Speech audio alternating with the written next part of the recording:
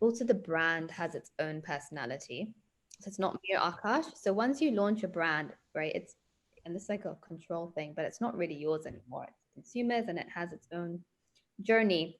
And you have to stay true to that DNA. So if you look at some of these like heritage or legacy brands, the reason why they're so successful and is because they're consistent over decades. And in those codes, especially luxury brands, they probably do it the best.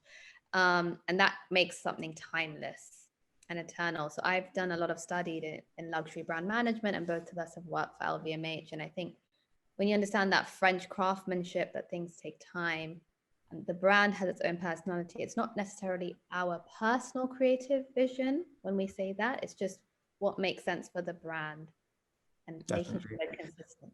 And I think also the fact of like, I love this term of like conscious capitalism, or the fact that we have different, we have purpose, we have stakeholders, we have all these different elements. And I think as we grow the brand, yes, me and Nikki have founded it, and for sure we're going to be one of the two biggest driving forces of it. But we've got a team now. We've got the customers now, we've got the retailers now, and we need to adapt to their visions of where Fable Women will go together. And then ultimately, the brand will outlive us, right? And and it might even outlive us quicker than we think. Some people sell brands in 5 years. So I think it's important to ensure that it's not heavily dependent on the founders. It can be founder led, but not founder reliant. If that makes sense. You're listening to the Mission Makers Show, a podcast that inspires humans to get into the mindset of success. My name's Farah Nanji, and I'm the founder of a business in the motorsports industry that explores leadership lessons from things like Formula One. I'm also a DJ and music producer in the underground electronic scene, and a public speaker on key topics like resilience, building high-performance teams, overcoming learning difficulties, and stimulating creativity. And to tie it all together, I love writing thought-provoking content as a journalist for these industries which are so unique in themselves. On this show, I'm sitting down with some of the most inspiring and driven people I've met around the world to talk about their processes, their failures, the lessons they've learned, and how they are truly making an impact for this world.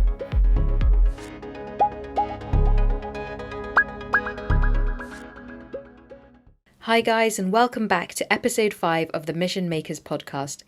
Today we're joined by Akash and Nikita Mehta, a brother and sister duo who recently launched an incredible plant-based wellness brand which is centered around healing for the hair through ancient Ayurvedic beauty secrets.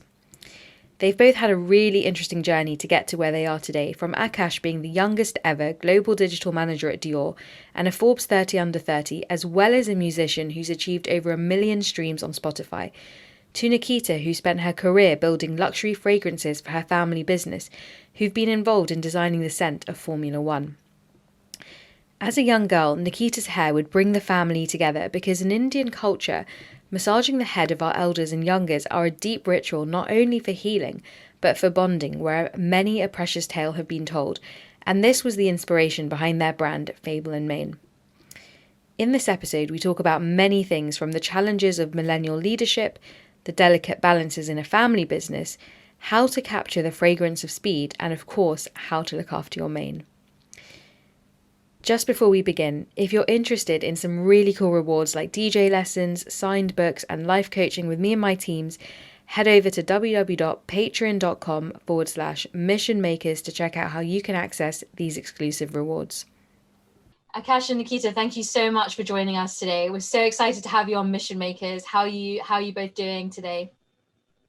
Really good, really good. Thank you. Thank you for having Thanks us. so much for having us. Very excited to be speaking with you today. Awesome. So, Akash, I was very interested to know the meaning behind both of your names, and I found out that in Sanskrit, your name means open space and skies, while the name Nikita means abode and the earth, which I think is amazing as a brother and sister dynamic to have those two elements. Do you both feel that the meaning behind your names embody the essences of who you both are and the elements that you might naturally gravitate to? Yeah, I think for me, if I was to start, I wouldn't know if it's subconsciously just because I've known my meaning of my name since like I could know the meaning of it. So like sky, for example, it's quite a wide and diverse word. And I think most people would like the word sky. So I've always been like, oh yeah, I'm a sky person. And the color of it, blue, is actually my favorite color. I also like the idea of being in the sky. Traveling is my main passion. Um, Skydiving, for example, one of my favorite activities. If I could do that every day, I would. So, yeah, I definitely do connect to the open word of sky. Awesome. And how about you, Nikita? I think, it's the first time I've heard somebody say our siblings, like, and it's so true. Like one is of the sky, one is of the earth. It's such a beautiful, it's a great find. And yeah, I'm definitely always been attracted to stuff, humanitarian. So I think maybe that definition of the world and how we can make it a better place.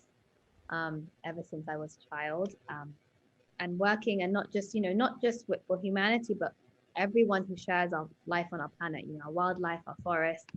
So that's definitely a very earth-oriented, activity and interest of mine. So definitely, I would say I'm more of a rooted person. And my brother as well, like he just said, he's an Aquarian, freedom, limitless, all about the air. So yeah, sometimes as they say in Sanskrit, your name reflects your dharma or your soul's purpose. So yeah, I definitely can see the connection.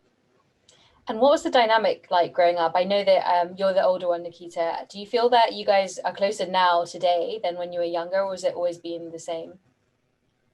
Yeah, we're definitely more, I think our dynamic is a lot more mature now. Like the way we communicate, there's a lot more respect for each other from a work point of view as well. We have, our own areas, and I think it's just evolved, like any relationship. But at the same time, he still is my younger brother. So there's always that banter. Like I love to tease him, he said, I remember when he was like the Forbes 30 under 30 list, I was like, and everyone's like, amazing. I was like, yeah, Akash, but you're still like, I was like, what? You're just like, my nerdy brother who perfect date night is building dinosaur Legos and like all these things. So, but I'm so proud of him. I think, I always say like what he's achieved, and, age is just a number, but I'll always have that, that pride.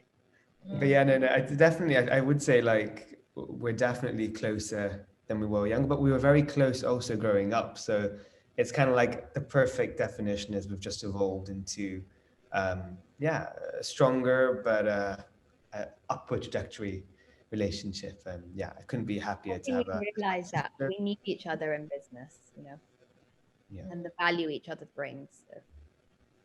Definitely. I mean, I'm quite involved in our family business, and it is amazing how, when done correctly, the business can really bring you guys closer and evolve your relationships in a completely different way. So similar to me growing up, I know you both went to very academic schools. I think all of our schools that we went to were like the top 10 in the country at the time. So what was your experience of this? What goals did you have for yourself then? And how do you think they match or differ to your present reality today? Yeah, so I think for me, I definitely have had, I think, three phases of my life, and that's pretty much related to high school, university, and now, post working for myself. I grew up very much in that mindset because that's all I knew, kind of from the private schools, etc. That studying was my key to success, and if I didn't get A stars and A's, it'd be game over for me. So I remember I cared so much about just getting the best grades and getting the 100%. And that was all I was doing growing up. So after school, I would go into extra tuition, typical Indian family of, let's get on the weekends, every morning, Sunday and Saturday, I would have economics tuition, math tuition. So I was just always working and studying. And I think I had the biggest wake up call when I went to study engineering. Not only I did it because I didn't know really what it was, but I was good at math, I was good at physics. And the logical thing was, let's do engineering for myself, because that's what I wanted to do. Or I thought that's what I wanted to do because those are what I was getting the best grades in. And then when I went to university after, I really didn't enjoy it. And after the second year, I failed. And that was the biggest fail of my life in that time. And I think coming from someone who would cry if they got less than 90% to then being like, wow, I failed the year. This is it. This is reality now. This is not a drill. Have I wasted the last 20 years of my life choosing a subject that's now set me back and I have to rethink about my whole future? But actually, that was the biggest blessing of my life because I had the year out to think about what's really important, what path is more important, the one society puts, the one studying puts, or the one truly I'll be happy with, pursuing myself. And I then went back to university, finished my engineering degree because I started it and I wanted to finish it. But then I went straight away into an industry that I was passionate about, which was the beauty industry, and put engineering beside me. Wow. So how did you like kind of find the knowledge to succeed in the beauty industry coming in from it completely blind, or had you had some exposure growing up to it? Yeah, no. So our father, like, he's 40 years in the fragrance industry, and we can talk a bit more about that later. But like, he has ingrained into our kind of DNA the power and also the diversity that the beauty industry has. And he used to bring us into meetings. I remember being in a few board meetings or a few kind of external meetings from a young age, sitting on the side, and he used to always be like, "This is my son. This is my daughter, just listening." And at the end of every meeting, he used to always say, whoever was involved, speak to my son for 5 minutes. Just, I want him to learn. So subconsciously, I was being trained without realizing it. But the best thing for me was then during my university career, I was actually pursuing a career in music on the side in tandem. And my producer at the time, to get the record deal, it was with Sony, etc., they were saying, you need to grow your social media following. So I was working so hard to build my social media presence through digital activities and doing it on my own, but in turn didn't realize there's a transferable skills that I could then move into the beauty world or in a brand and like Estee Lauder. So when I got my first job as the youngest ever social media manager at Estee Lauder companies when I graduated was because I actually been training myself for 5-6 years on my own music channel of how to grow in social media. So I think digital at university with the background of my dad led me to actually realizing, oh my God, yes, I've wasted, maybe not wasted, but yes, I spent 4 years doing engineering, but actually I've got experience to actually still do something at a good enough level to not really start from really the beginning. Definitely. And how about you, Nikita? What was it like for you going to those schools and then kind of matching your present day reality? Yeah, so went to an all-girls school, very academic. A lot about the A, getting the A, the 90%.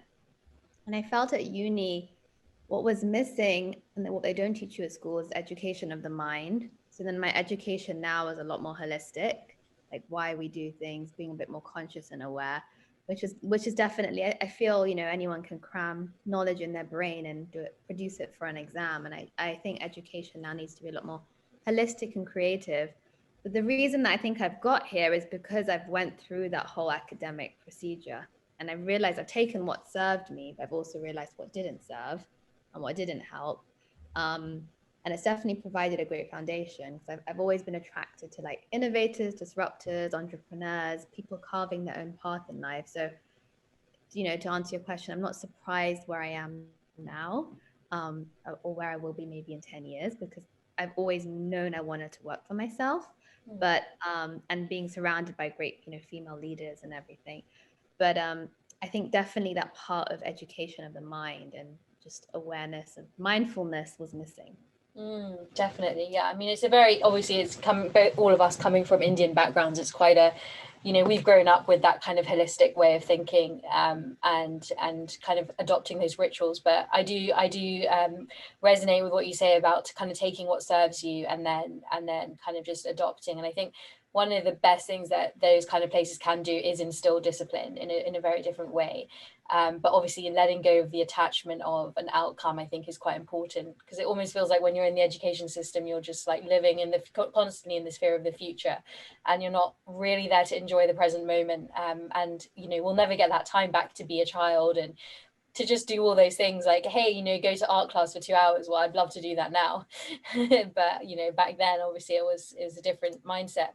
So Nikita, I know that growing up you had a fear of animals, which is just remarkable when you think today of your relationships that you have with animals.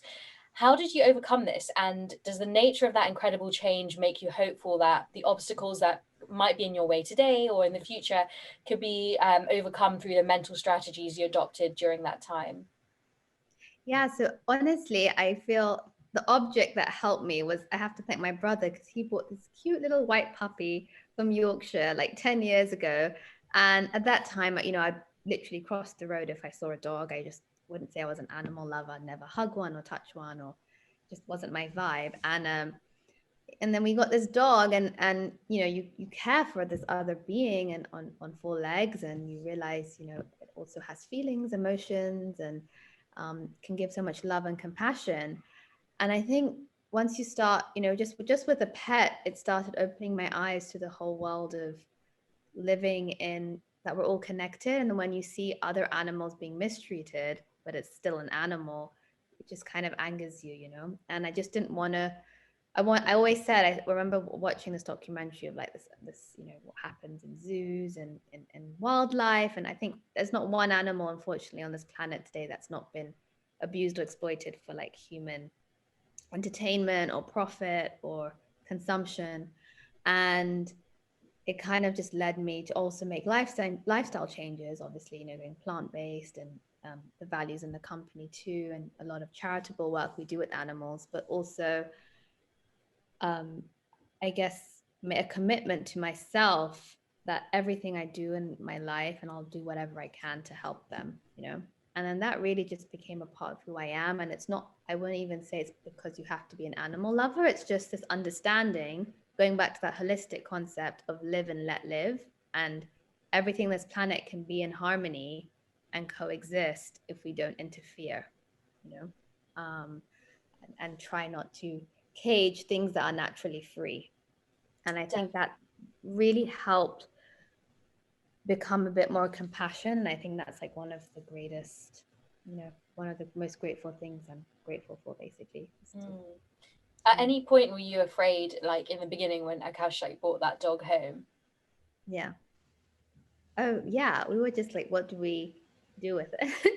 I had to like go on Google. It was obviously the first few days are really sad because they're not with their mom. So like I was up all night. I had to put like a grandfather clock, so it'd be like the mom's heartbeat, a little like hot water thing. And it wasn't scary because I mean it was a puppy, it was cute, but I think it's just adapting ourselves to change, right? And the human mind is naturally fearful when anything new comes. So even today, like, I know I'm saying this now, I'm not in the jungle in India, but if a tiger came to me, and I actually had a really close encounter with a lion in Namibia just 2 months ago, where it was literally like not even like, I don't know, less than a meter away. And it's powerful, like just like a lion, just lions roar, and a tiger. If I was with a tiger in India, I don't think, okay, yes, obviously you have to scream and run away, or it will eat you and make noise, but I don't think I would have that fear inside of me, that. And I think that comes from just being at peace with yourself and realizing that everything's connected. Definitely. If you do have a lion or a tiger in front of you, my best advice is do not run away. Just make yourself bigger, like a sort of like as if like how a gorilla would act, with the chest out. And also start to make some sounds like, hoo, hoo, hoo. It makes you, if you feel like you're inferior and you crouch and hide, they will pounce and attack like a cat would. So look at the tendencies of a cat. If you end up being in that situation. That's amazing. On the topic of transitions, Akash, I know that you're a super talented artist and a singer, and you have, as you alluded, devoted a great amount of time to both growing up. And you did reach 1 million plays on Spotify, so huge congrats to that.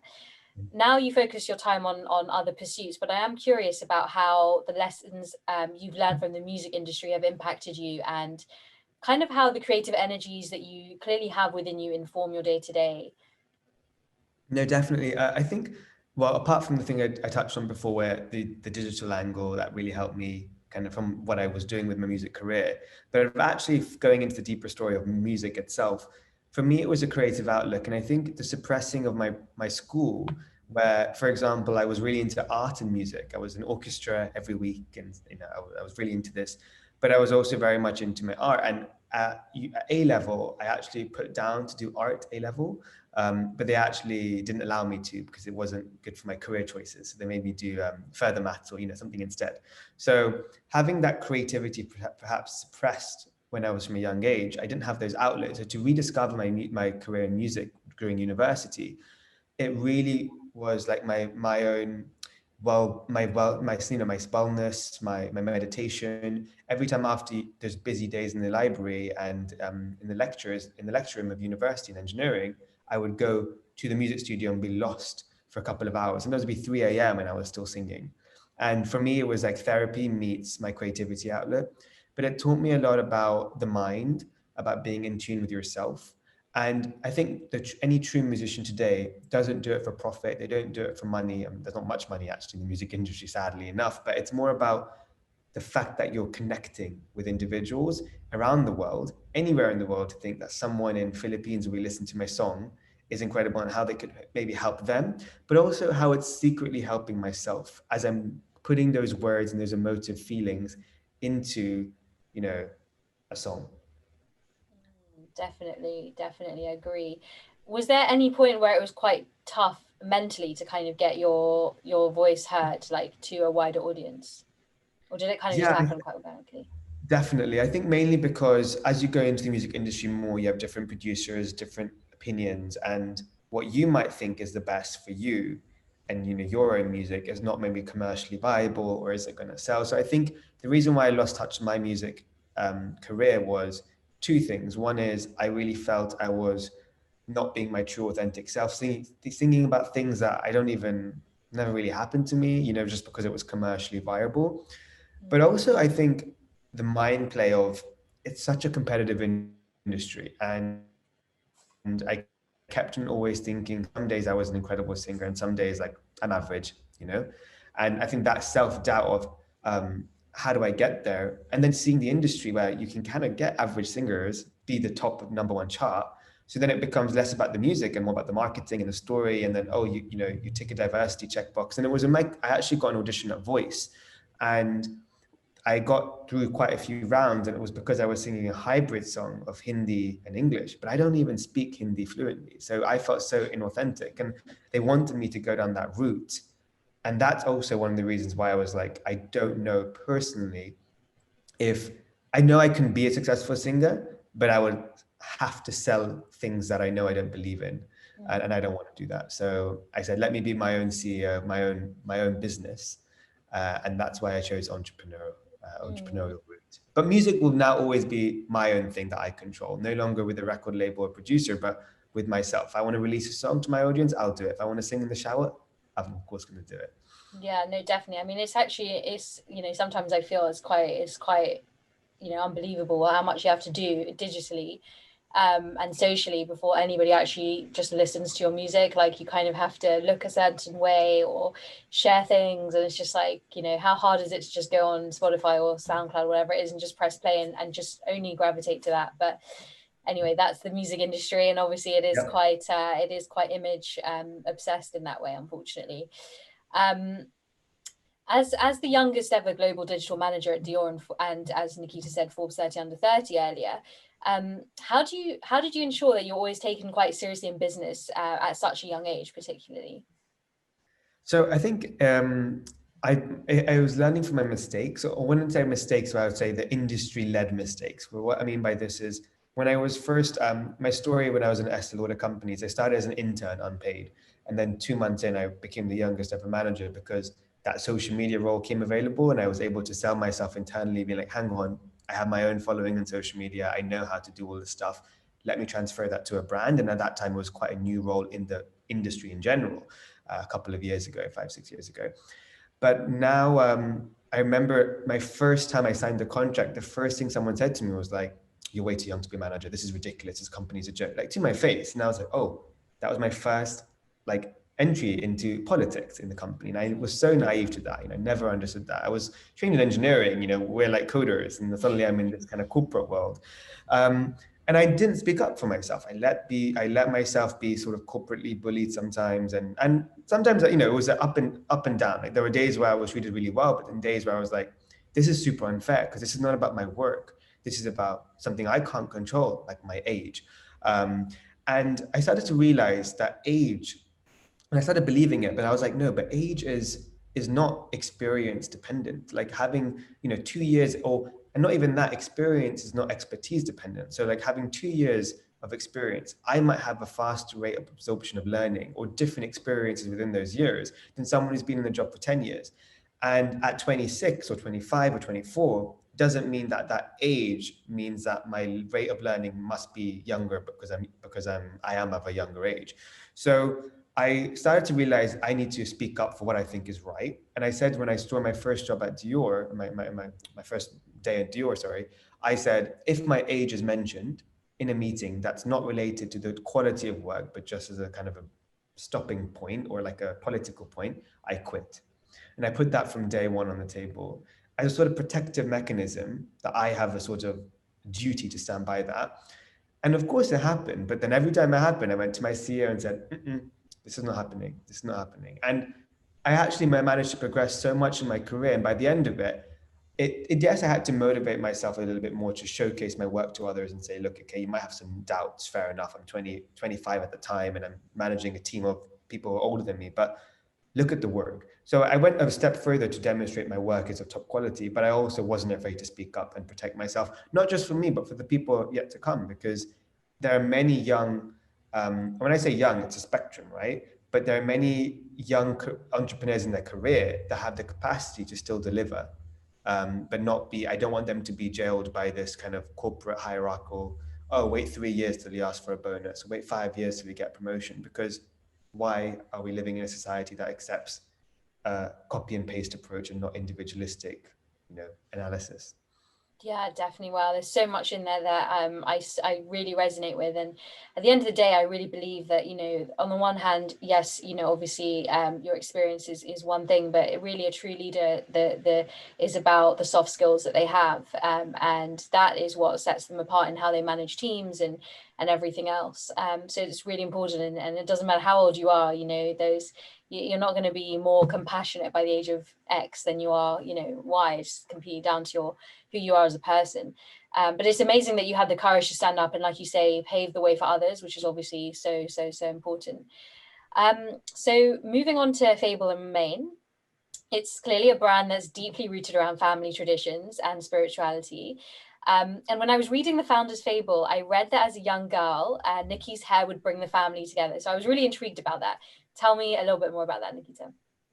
Yeah, sure. So, growing up, I guess like most Indian families, you have a champi time, which is massaging your hair with oils. And our grandma would come from India with these incredible, like potent plants and mix them in the kitchen. And I always would go to her after school to say, okay, can you please tell me a story? But she'd be like, only if I can give you a oil massage. So that's how it was our time for bonding. And, I'd ask questions like, what was your childhood like growing up? What was she'd tell me about all these exotic fruits and ingredients and fables. So it was really a time of, nowadays people are on their phone and like glued to a screen, but it was a real time of authentic storytelling, connection. And it even brought generations together. Like my mom, my grandma, and me would all be in the same room, and Akash, obviously, you had so many head massages as well, right? With Nani, your favorite time. I clearly remember it. So that's why hair and family time, I think, it just brings people together, and it's such a beautiful way, and it's such a beautiful ritual. Definitely. I think people who are not from our culture, like, they always surprised when you tell them, yeah, like, why is your hair so thick, or why is it that? Well, because, we had coconut oil massages, growing up as a child, and I kind of miss those Indian head massages now, and I tease my mum sometimes, like, when are you going to massage my hair, mum? But no, that's amazing, and it's such a cool way of like bringing the family together and kind of staying rooted to what bonds you. So talking about families, what kind of values and beliefs did your parents teach you today, that both shapes your characters today? So I think like if I definitely the whole like well-being, everything to do with that kind of self-care has been really kind of ingrained in us from day one, because our mum really has come from a line of a lot of this kind of spiritual healers. Our grandpa, for example, was, Nikki can say the right terminology, but was traveling around the world and was really a true healer. And people used to come from all over the world to listen to him speak and to have him in his presence. And there's a story that when he passed away, he reached moksha with the enlightenment of the third eye. So he came from a very, very strong background in this way, and also was very close to Osho, if you know who he is. So that was something that from a young age we were listening always in the car to, like, Osho wasn't the radio, right? It was this. So, and then over time, it kind of embedded itself into loads of different avenues of this kind of area of well-being. So every Sunday, and initially we were like, oh, we have to do this, but later we started to love it, was we had to do family yoga at 10 a.m. and all come downstairs and do yoga. And I remember me and Nikki would be like, oh, can we skip it? Can we skip it? But it's funny how me and Nikki today are the ones actually practicing yoga daily and not our parents. So we're like, they've like completely passed the baton, but we've sprinted with it. So yeah, we've been very fortunate when we've been living around this, but also like things like Ayurvedic tools and, you know, tongue scraping and all that kind of stuff, and all the ingredients from the kitchen for herbal kind of remedies. We've been growing around this from our whole life. So yeah. Nikki, do you want to add to that? Yeah, I mean, I think in terms of values, like my dad, like definitely the work ethic and hard work, it's definitely shaped my character and people skills. I mean, Akash might have something to say on my people skills, but I feel, you know, I've just watched him in meetings, and when there are issues or anything or any conflict, it's always done in person, never on email or phone. So these little things you definitely pick up from, you know, he came from nothing and he's built everything from scratch and the old school way, and there's some like street intelligence which you just can't learn in books. So that's really been invaluable. And for my mom, it's almost the opposite, but in a great way. It's like celebrating life and don't take things too seriously, which I also think entrepreneurs need, because, you know, it should be fun. It's life. It's not, you know. Yep. Definitely. I mean, hopefully when an entrepreneur is starting something, it comes from a passion, it comes from a place of seeing a need for change in a particular system or a place. Of course, it's hard, all the pressures coming together when you wear like 20 different hats when you're an entrepreneur. But when you have your sibling next to you, that's amazing. So how do your personalities complement each other in running the business? And now you've obviously both had, you know, careers prior to being in Fable and Main. So has that now changed the ways in which you work moving forward, the way that you've kind of developed this dynamic? Definitely. Like, so we have now very clear kind of skill sets and personality types that really do complement each other. It's always at the perception of the being. So we could always look at them and be like, they're so different, we're never going to work together. Or we can actually look at them and be like, hang on, if I'm open to listening and learning and you're open to listening and learning, then we can make these complementary. So that's what we've been doing. And I think it's been really good for me because we don't tread on each other's toes. We really listen to what our skill sets are and let each other kind of go straight ahead with what we want to do in our own field. But at the same time, we're open to learning from each other. So I have come from a very corporate background. So I know things like the importance of not being late to a meeting, or, you know, for example, being organized and how to do email etiquette. Those are things that Nikki perhaps didn't need to do before because she was working with my father and kind of being more of an entrepreneurial background before. Whereas I maybe I'm a bit too structured, and Nikki has those creative ideas that are really out of the box, and she finds these suppliers and ideas that I'm like, whoa, like how did you find them? And it's like, I would look at the boring way and she would look on Instagram and find these people, you know, like she would be very creative. And I think that has helped the business tenfold. So I am definitely learning from her and she's learning from me, and together, hopefully we're already nearly there. I think we're finding the perfect balance. Do you still bring in a lot of that creative energy that you have though, like with her? So I will be honest, I do kind of, I don't know what the right word, but diminish it a little bit, mainly because there's so much work to be done on the financials and the kind of more business hard kind of stuff. So yeah. I do focus all most of my energy on that. And I feel like sometimes when there's two creative powerhouses, it can really confuse the direction. The Fable and Main name comes from Nikki. She's the one who really cultivates the idea. I'm the executor. I'm the one making it to market, grow the business. So I think for this business, I've really understood that I want her to feel like she has the full creative control to where it goes. And of course, I will be there presenting my ideas, definitely maybe validating it, saying yes or no. But I think this works for this brand. But I am a very creative individual. So I think I found other ways through my other businesses I work on the side to put that energy in.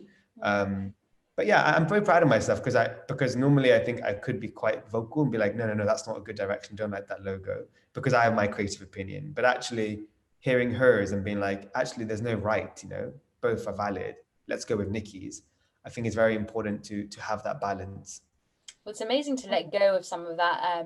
When you are a creative, you feel very passionately about something, color or shape or whatever it is. It's amazing that you can let go of some of that. And also, like perhaps the fact that she's your older sister kind of plays into that energy a little bit. I'm not sure. Maybe Nikita would be good for you to kind of. Yeah. Yeah, remember who's no. I just want to add to that also the brand has its own personality. So it's not mere Akash. So once you launch a brand, right, and it's like a control thing, but it's not really yours anymore. It's consumers and it has its own journey.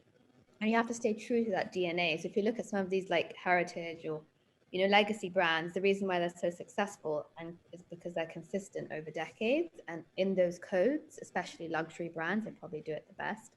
And that makes something timeless and eternal. So I've done a lot of study in luxury brand management, and both of us have worked for LVMH. And I think when you understand that French craftsmanship, that things take time, and the brand has its own personality. It's not necessarily our personal creative vision when we say that. It's just what makes sense for the brand and making sure they're consistent.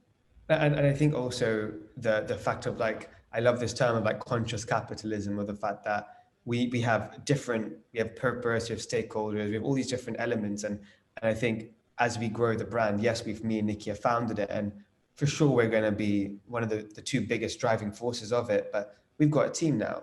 We've got the customers now. We've got the retailers now, and we need to adapt to their visions of where Fable Women will go together. And then ultimately, the brand will outlive us, right? And it might even outlive us quicker than we think. Some people sell brands in 5 years. So I think it's important to ensure that it's not heavily dependent on the founders. It can be founder led, but not founder reliant. If that makes sense. Hey you, we hope you're enjoying today's episode. We're on a serious mission here to create one of the world's best podcast series, and we'd be so grateful if you could support us in any way by becoming a patron of the show.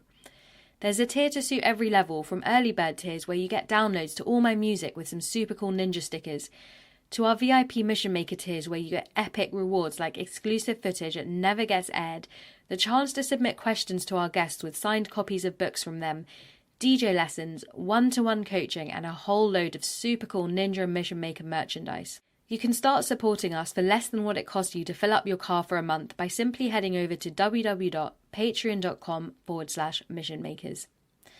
Thanks for listening, and I hope you enjoy the rest of the show. You guys did launch the brand during the pandemic, if I'm not mistaken, during the first few months.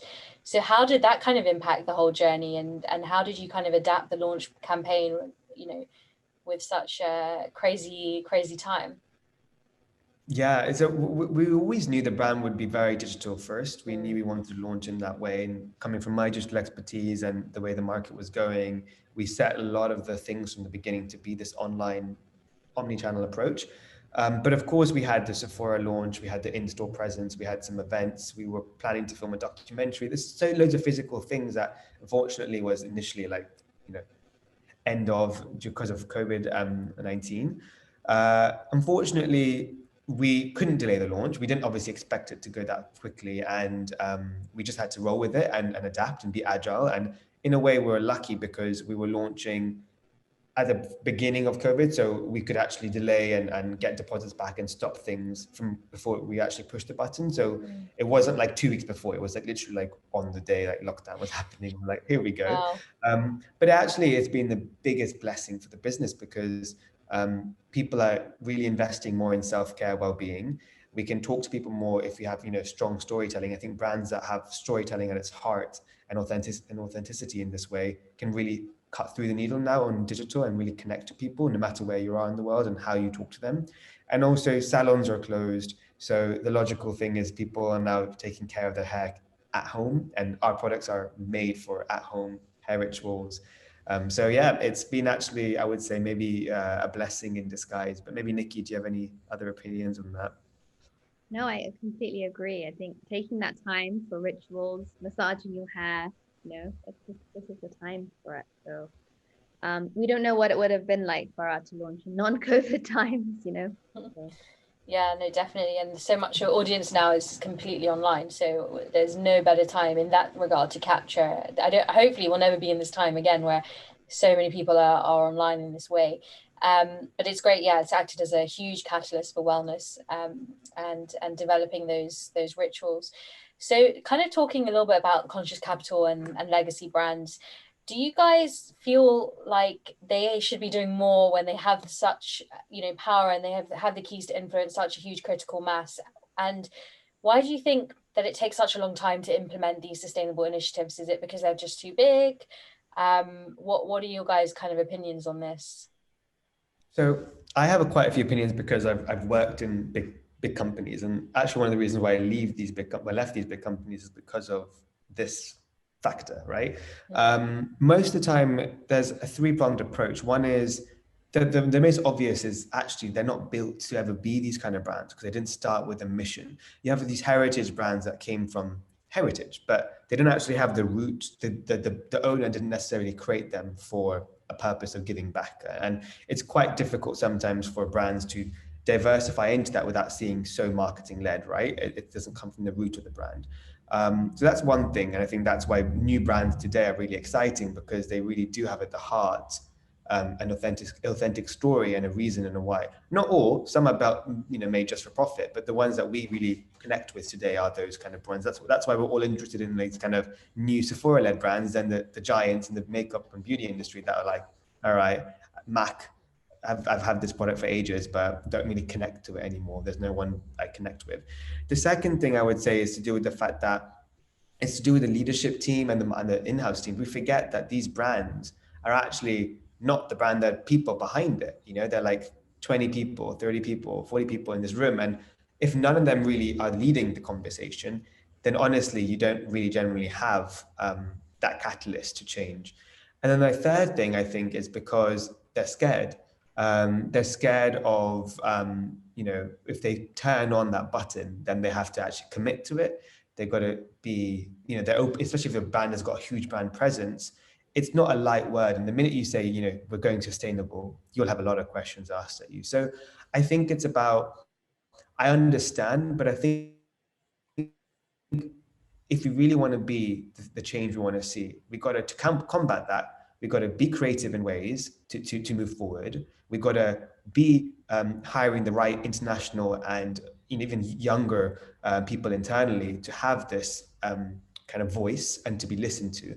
And third, we've got to be fearless. We have to be now not worried about what could be, and just do it, because we need to now start really making a difference in the world. Whether you're a beauty brand, you're a race driver, whatever it is, you've got to now think about the planet as well.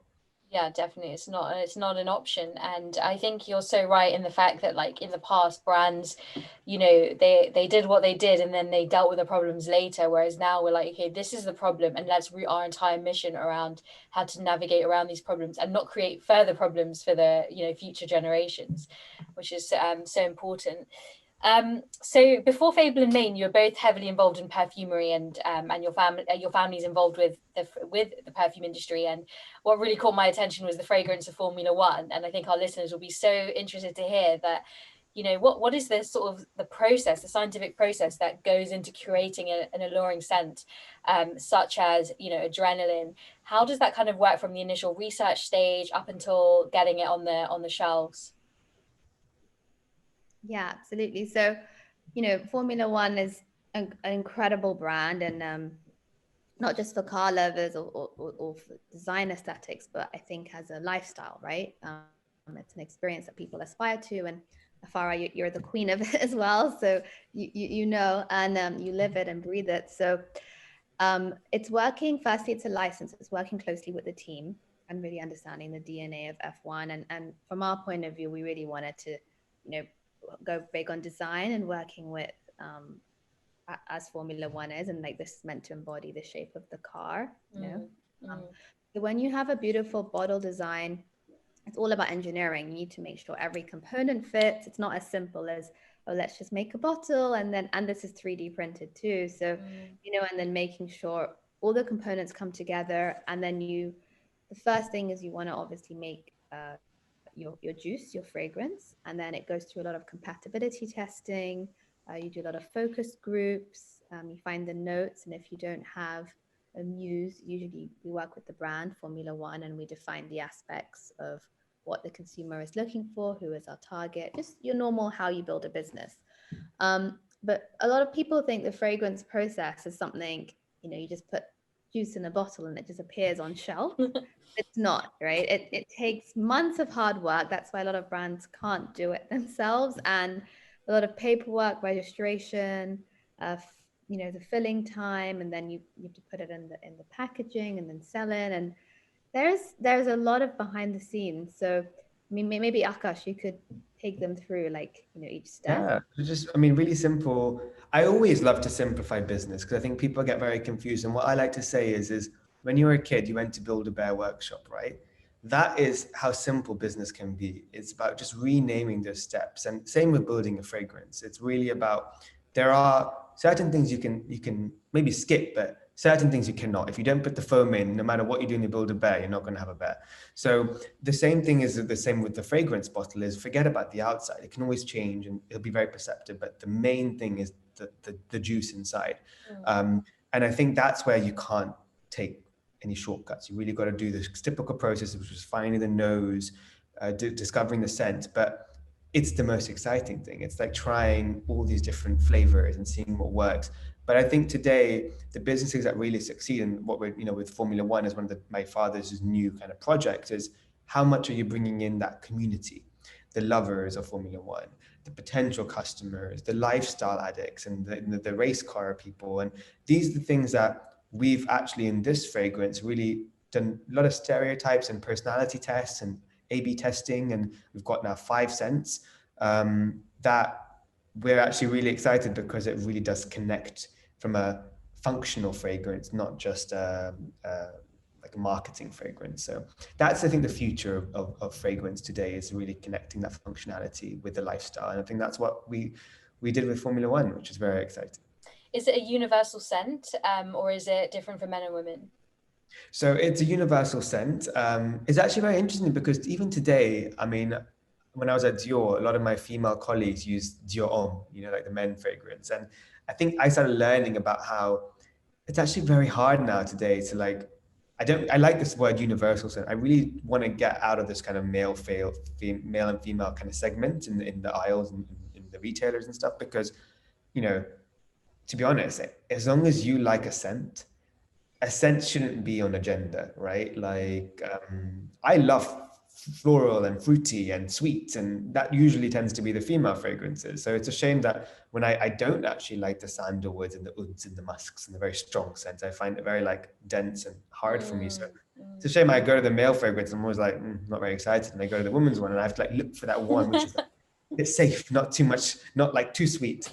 But I love the fact that, these 5 fragrances are very universal, but also universal in the sense of depends on who that person is, because everyone is now everyone's got their own unique opinion and are open to trying new fragrances too. What are some of the notes? I saw you just smelt the bottle there, Nikita. What are some of the ingredients and the notes? I'm literally thinking, because I don't know the specific notes. I didn't create this perfume, or involved in the process, but I've been wearing this for 2 hours right now, and it just really smells like. Let me try and find a good explanation. So we have there's different scents. So there's the Turn 1 fragrance is actually got I think pink pepper, mandarin, orange, and bergamot as the top notes, and then there's got in the heart notes there's some fruity elements of apple and stuff. So there's so many, but neon white. Very interesting. But soon on f1fragrances.com we'll be launching a personality test where you'll actually be able to discover your best fragrance for you. So that's going to be exciting. It smells like money, but in a good way. Power, but not I don't know if it smells like money, but that's a perception. That's why I love that fragrance. But I spray it on my head, because that's why I love. But it's incredible. And it's not too masculine. It's perfect. That's interesting. Do you think the feeling of adrenaline and speed comes through what you're smelling? 100%. It's got that addictive note. I feel energized. So there's something. There is that adrenaline. And from a science perspective, we wanted to make sure that the fragrances are more than the average long lasting. So it will basically you could do a whole race and then at the end still smell. Like, Well, Formula One drivers sweat Right. a lot. Yeah. They lose kilos in races, so I'll be very interested to see how if you guys yeah, get the chance to test that out on one of the drivers. And also, just the last question on this is, where is it produced? Are the notes coming from grass in south of France, or yeah. like So what's the production line? it's the most of the fragrances that we operate in and with designer parfums, dad's company is from Grasse, exactly as you said. They're It's usually fragrance houses, right?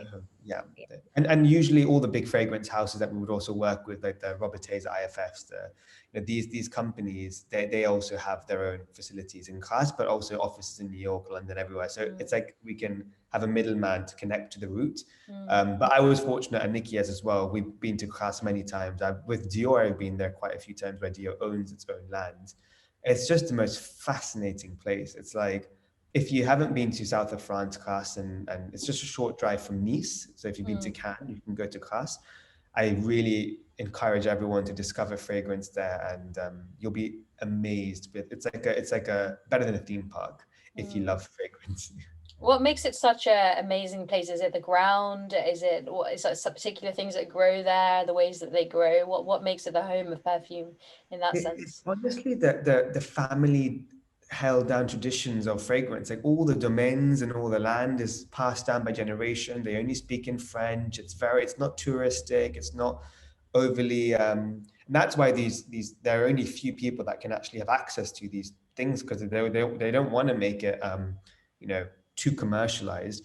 So going to these like farms and lands, you're really seeing, like, you're listening to someone talk about the land of rose and how they pick it individually, flower petal by petal, in a basket, and then that basket has been passed down from the three grandmas of the person, and it's like the story is so authentic, and how everyone just does the same thing because it's like a legacy. And I think that also makes you connect more than, it's not just a flower, it's not just a fragrance.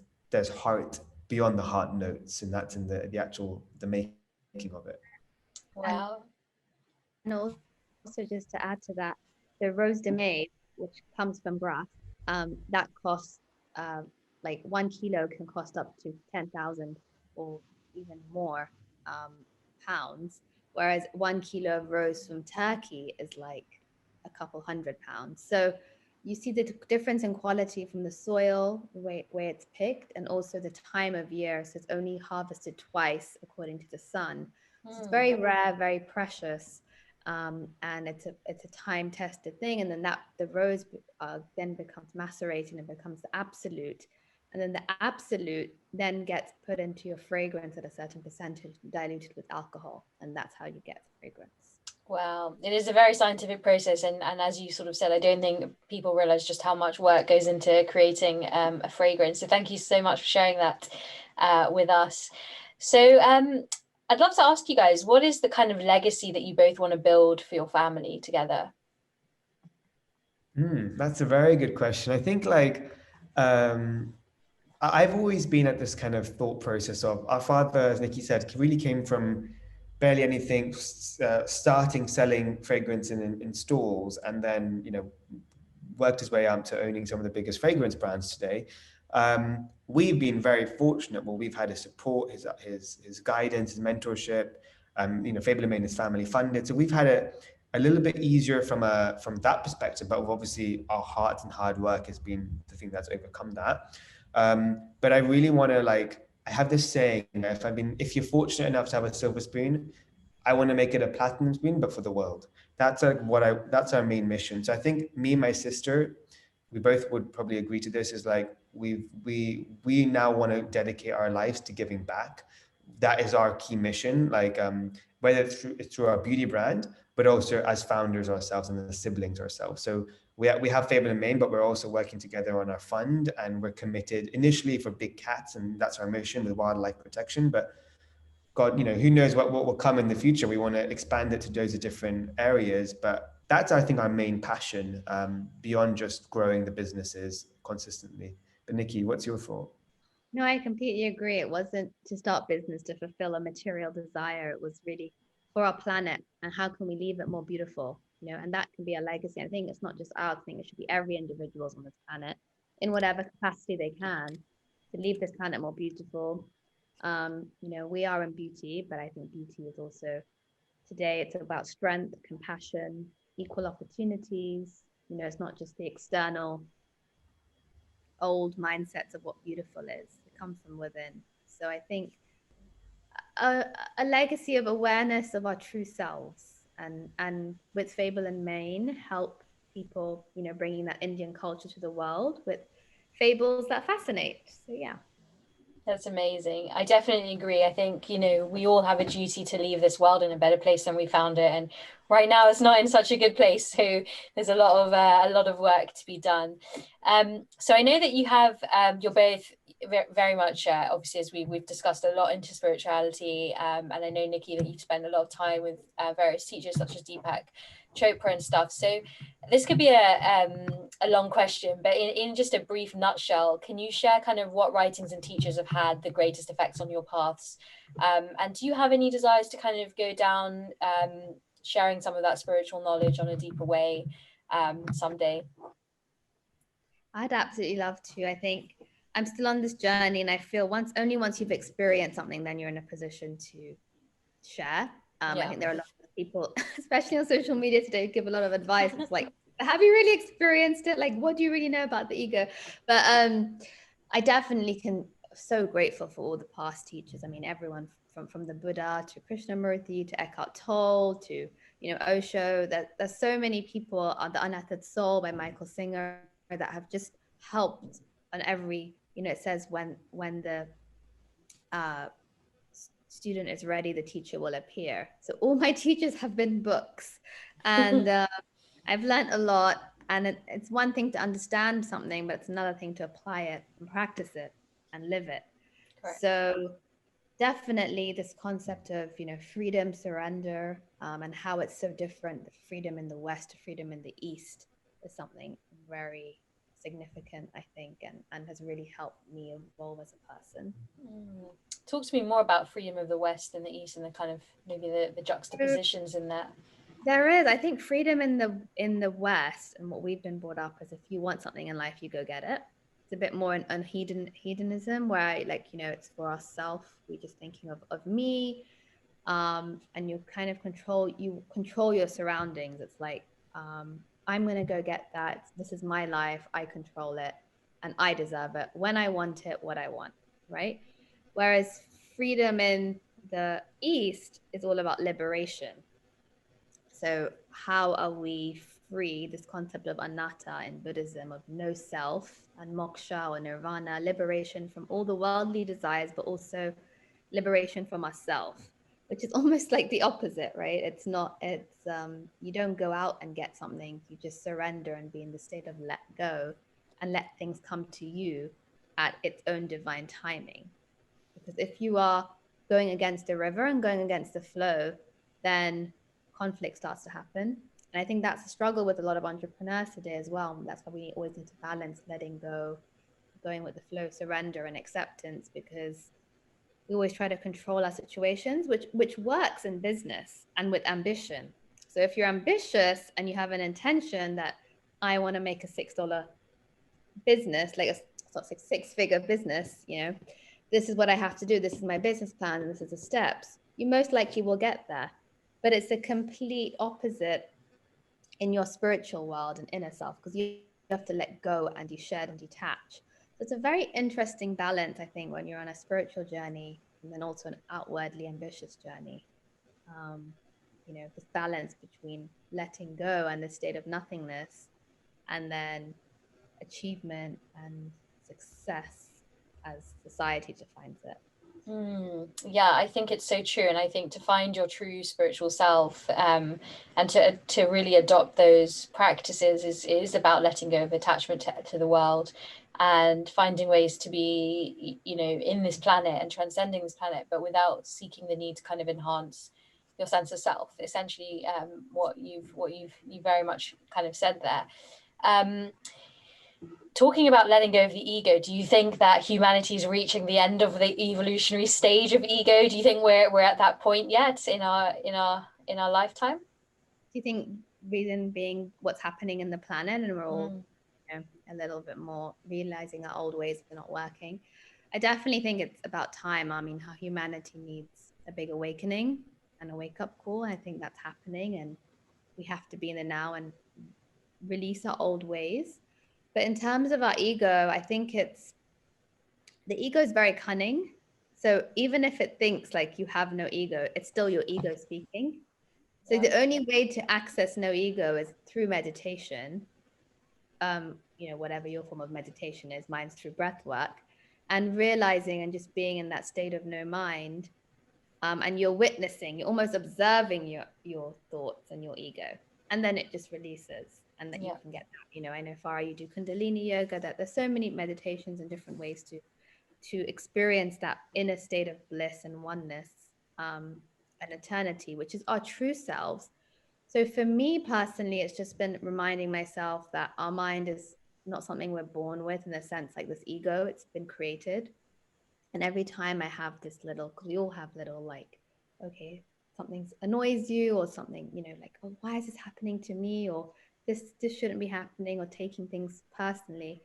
I'll just check in with myself and say, this is not, you can control your mind almost. So, but it's hard work, and not everybody wants to do that.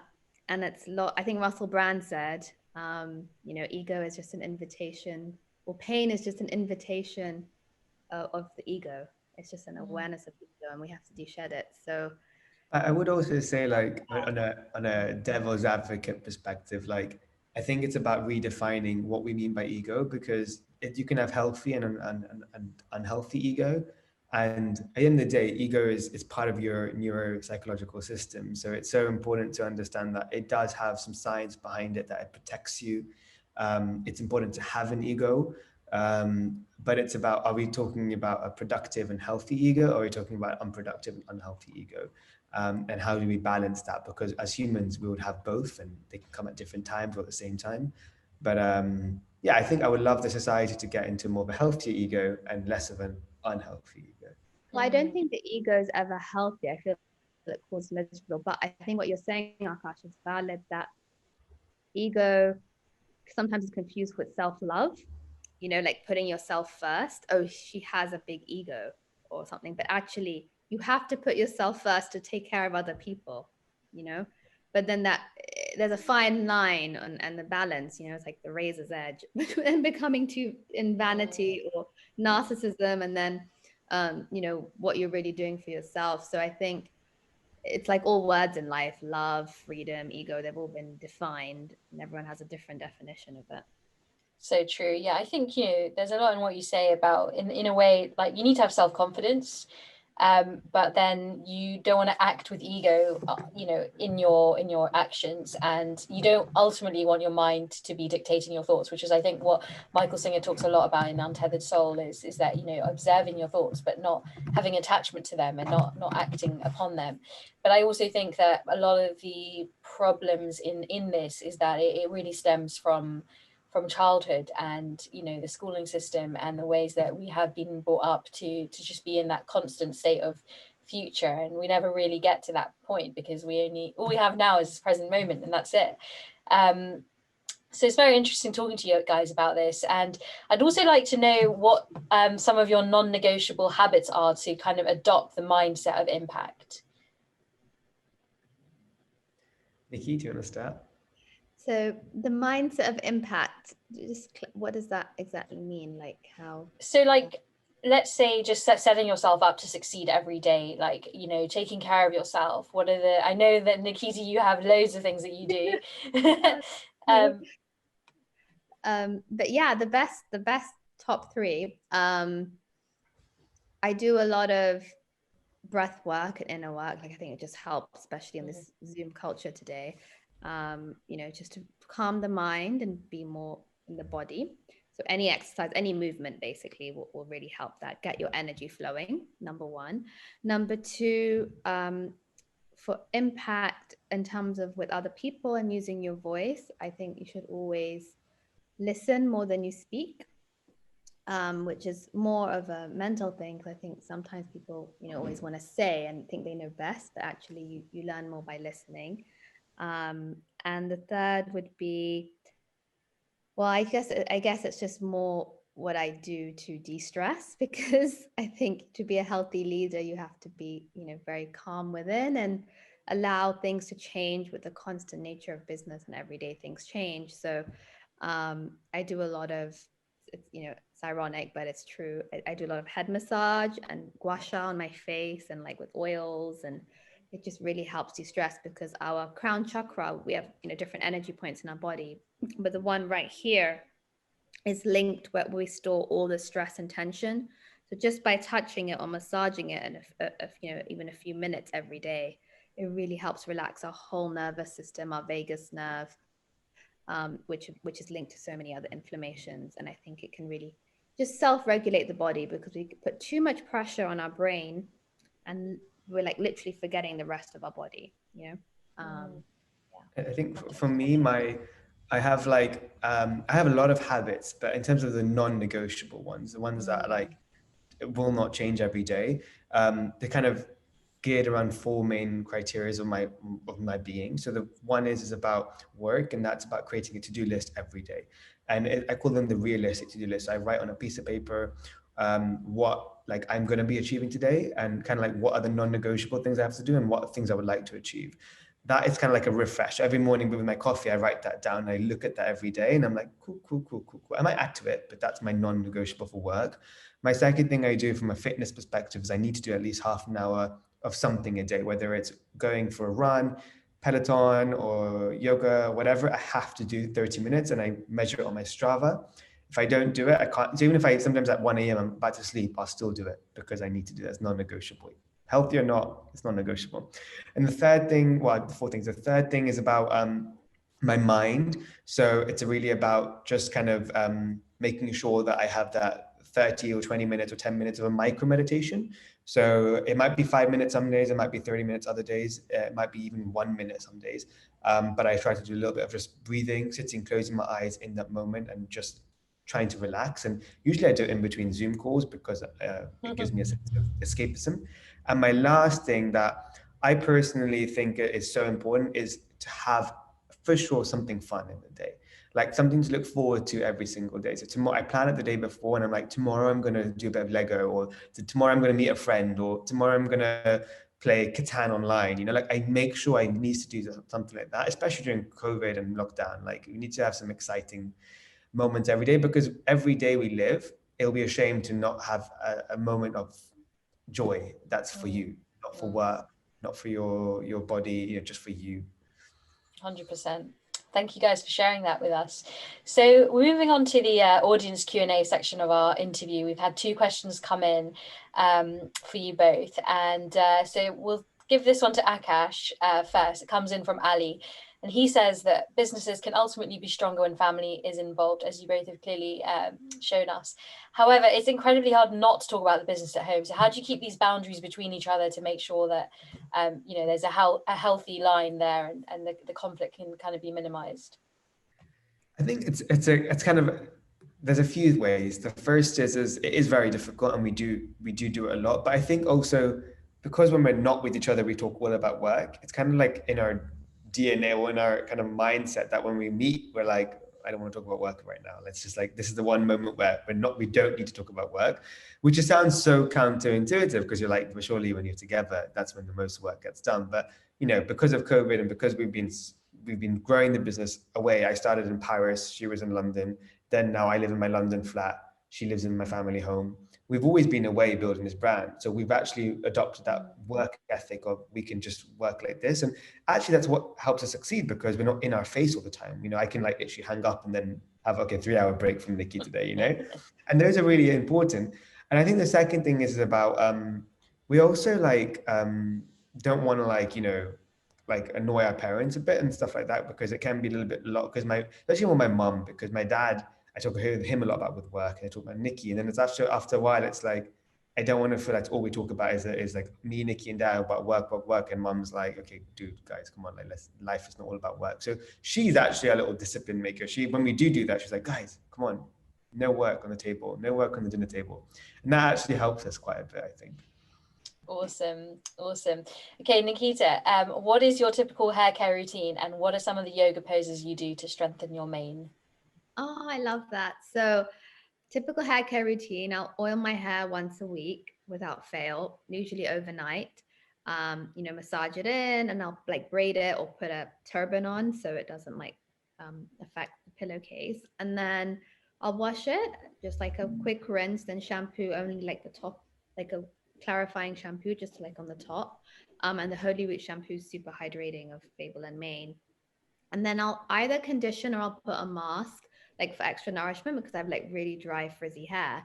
But what I really find like the most effective with hair health is like the before and after ritual. So like oiling before shampoo, and then the aftercare is like you should never, comb your hair when it's so wet, not with a brush. Use like a wooden comb or something wide toothed, and also never wrap your hair, especially when it's wet in a towel. You can get like a specific hair turban because that's when the most breakage happens. We don't realize that. We always think, oh, it's like, oh my God, hair fall in the shower. And we only think of the shower, but it's the whole ritual. It's not just what products you use, it's how you take care of it. So that's what I do. I always wash my hair less as well, probably once, maybe twice a week. So that definitely helps. Because our scalp produces natural oils, and scalp is skin, and you just have to let it breathe. You can't keep putting products on it. And why oil is so great, it's really hydrating. So just how water is so good for our skin, oil is amazing for our scalp. And when you have a hydrated, healthy scalp, it's going to lead also to natural hair growth. So any particular, like, is it coconut oil or yeah, what ingredients? amla oil is fantastic. It's the highest form of vitamin C. Um, there's bringraj, castor oil is fantastic for thicker looking hair, ashwagandha for strengthening your scalp, and coconut's definitely incredible as a sesame. Coconut is the most widely used, especially in southern India, because it's cooling. So if you are someone with a lot of like heat in your body, you'd want to use cooling herbs. But I'm a Vata type in Ayurveda, which is I'm always very cold, so I need a lot of heating herbs, and the massage really helps that too. But most of these Indian herbs are really smart, so they kind of adapt to your scalp. Neem is fantastic too if you've got itchy, flaky, dry scalp as well. So yeah, I love these Indian ingredients. And then for yoga, anything with an inversion, Akash, you probably can pronounce the names better than I can. But there's a lot of breath work, Kapalbhati, which would really help circulation, downward dog, shoulder headstands, anything that helps. We're standing like straight, so there's not much blood flow to our brain right now. So naturally, inversion is going to help, and that will help stimulate circulation, which will help with hair. Fantastic. Well, that's a great question from Jessica. So thank you, and thanks for the tips, Nikki. So moving into our last section, it's our quick fire round. 60 seconds, no more than 60 seconds on each question. So we will start with you, Nikki. Describe Akash in 3 words. Ambitious, tolerant, and dare I say it, cool. Okay, fair play. We're gonna give you the same question, Akash, just to make it fair. So describe Nikki in 3 words.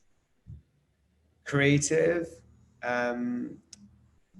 ambitious, and kind-hearted. Just kind of one word, right?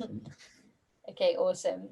Nikki, you've mentioned that you love books, so I'm curious, are you reading anything right now, or can you give our listeners any recommendations of a great book? Yeah, I'm reading Change Your Thoughts, Change Your Life by Wayne Dwyer. So literally everything we spoke about today in one book. It's based on the Tao Te Ching, which I think is a must read for anyone. Fantastic. I've also read How I Built This by Guy Raz recently. It's really great. It's all about founders and how, based on his podcast as well. But really, really insightful to see different people's journeys. And I learn a lot from that. Awesome. I'm going to go read that one. What's something you both like to do the old-fashioned way? Nikki, go first. I'm not big on like texts and stuff. So this is more like probably my personal life, but I like to write like letters. Like nobody does posts anymore. So I do a lot of writing, like even thank you cards, instead of just sending like, an email or a text, which I find a bit more impersonal. Nice. I think for me, it's kind of like, like going back to the kind of to-do list and daily managing, I like to just write it down on a piece of paper. I'm not very good at putting all these like ideas on like the calendars and keep it all digital. Even though I'm a very digital person, that's the thing. I just like to see it physically and write it. There are certain things you get from writing down on an actual physical thing, I think is quite important. But also the idea of like, once it's done, I scrunch it up and recycle it. Like I love the idea of like, it's done, not still on my emails somewhere. Yeah, definitely. Or just taking a pen and literally just ticking something is so satisfying. Crossing it in different colors and yeah, definitely. Nice. So how do you both like to discover your wild? Oh, I love that. Mine through dance, easily. Like anything that helps me activate, unleash your inner tiger, I think as women as well, we've been repressed in terms of like just generations of what we can't do. So it's really important to access that wildly, feminine and divine source of our being too. And I really, really feel alive and, free through dance, like just movement. Awesome. For me, it's kind of like very obvious, but it's whenever I'm in nature and whenever I'm connected to the soil, the earth, or animals, especially like anytime I'm in Africa, which I try to go once a year. I was in last December in Namibia, the year before in Kenya. When I'm actually in the wild itself, in the safari, is when I'm the most connected to my own wildness. There's something very special about sunrises in the African plains. I think that's probably actually it. You hit the nail on the head. It's a really that kind of cycle of being with as the world wakes up and like being out on the open 5 a.m. in the land. It's like that's what safaris are. So yeah. 100%. Okay, and final question: what are you both most grateful for this month? This month, I'm most grateful for my new place I'm moving into. It's nice to have a new home. For sure. Nice. For me, it's definitely a mindset. I think I'm really grateful for being more present. Like it sounds weird because we should always be in the now, but this month I just feel at peace with a lot of things. So I'm very grateful for that. Very good. Well, guys, thank you so much for joining us today on Mission Makers. We've loved having you on the show. You guys have shared some amazing tips. So thank you both so much for your time. And I am definitely going to have to try some Fable and Mane in the hair of my own rituals as well. Amazing. Well, thanks so much for having us and for such a very inspiring discussion. Thank you. Thank you. It was incredible catching up with Nikki and Akash. I feel like we could have talked for hours, and I absolutely love how they've centered spirituality and protection of the planet around their brands, and the individual journeys that they've both been through to get to this point. Leadership in a family business or as a millennial is tough, and Formula One actually really demonstrates this a lot. Case in point, right now on the grid, there's a huge difference in ages between the drivers, and a lot of the younger ones do come from a family background in motorsport, and they're all received very, very differently, from Lance Stroll to Mick Schumacher or even Carlos Sainz. It's really interesting observing how these guys are handling that under such a global lens of scrutiny, and also seeing the older generation like Hamilton defend with everything he's got against the younger and incredibly hungry Max Verstappen. So talking about F1, we've got some amazing guests coming on the show this season, so be sure to subscribe to the show on Apple, Spotify, YouTube, and wherever else you listen to your podcasts.